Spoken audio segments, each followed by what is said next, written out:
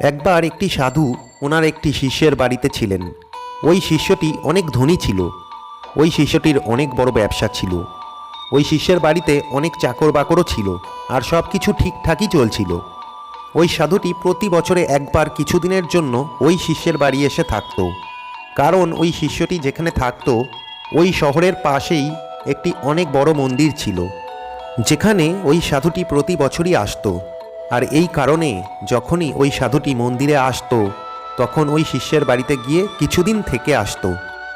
এর আগে ওই সাধুটি শিষ্যের বাড়িতে যখনই এসেছে, সাধু দেখেছে তার শিষ্যটি অনেক বেশি খুশি হতো, সে অনেক উৎসাহের সঙ্গে থাকতো।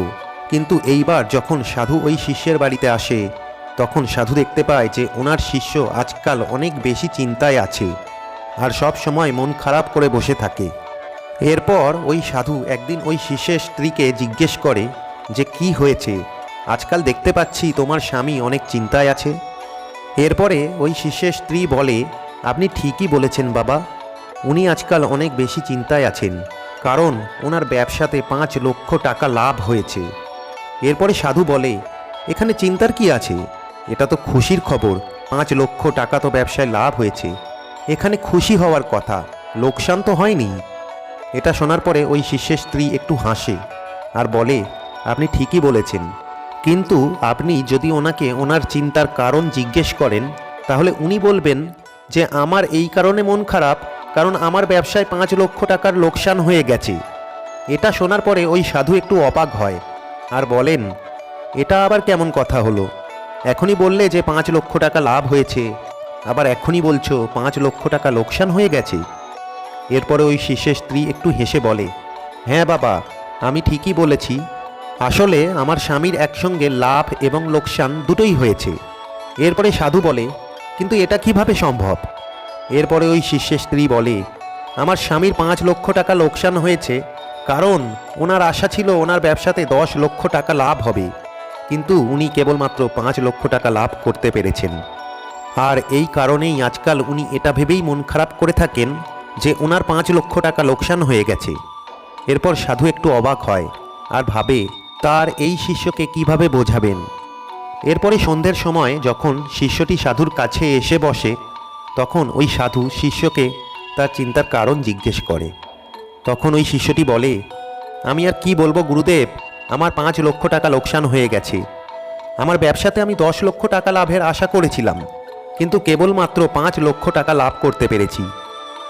এটা শোনার পরে সাধু নিজের মনে মনে একটু হাসেন আর বলেন, তুমি কত বোকা, তোমার কাছে যা আছে সেটাতে মনোযোগ না দিয়ে তুমি এইটা নিয়ে মন খারাপ করে বসে আছো, যা তোমার কোনোদিনই ছিল না।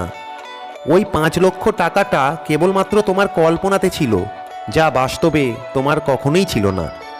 আর যা তোমার কখনোই ছিল না সেটা যদি তোমার কাছ থেকে হারিয়ে যায় তাহলে তোমার লোকসান কিভাবে হলো?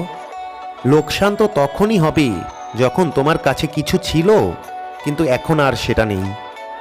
এরপরেই শিষ্যটি সাধুর কথা বুঝতে পারে আর বলে, আমি আজকের পর থেকে আর চিন্তা করব না, কারণ সত্যিই ওই 5 লক্ষ টাকা তো আমি লোকসান করিনি। ওই 5 লক্ষ টাকাটা কেবলমাত্র আমার কল্পনাতেই ছিল। বন্ধুরা, একবার ভেবে দেখুন, যদি ওই শিষ্যটি আগে থেকেই 5 লক্ষ টাকা লাভের আশা করত তাহলে কি ওই শিষ্যটি দুঃখী হতো? আর ওই শিষ্যটি যদি কেবলমাত্র 2 লক্ষ টাকা লাভের আশা রাখত আর 5 লক্ষ টাকা লাভ করে নিত তাহলে ওই শিষ্যটি তো অনেক বেশি খুশি হয়ে যেত। বন্ধুরা, এই ছোট্ট গল্প থেকে আমরা একটা জিনিস পরিষ্কার বুঝতে পারি যে প্রত্যেকটা মানুষের দুঃখের কারণ হলো তার মধ্যে থাকা আশা। মানুষের মধ্যে অনেক বড় বড় আশা থাকে, আর যখন সেই সমস্ত আশা পূর্ণ হয় না তখন মানুষ দুঃখী হয়ে যায়। একটা কথা মনে রাখবেন, আপনার মনের মধ্যে যত বড় আশা থাকবে আপনার মনে তত বেশি নিরাশা জন্ম নেবে। আর আপনার আশা যদি কম হয় তাহলে আপনার মধ্যে নিরাশা অনেক কম হবে। আপনার মধ্যে আশা যদি শূন্য হয়ে যায় তাহলে নিরাশাও শূন্য হয়ে যাবে।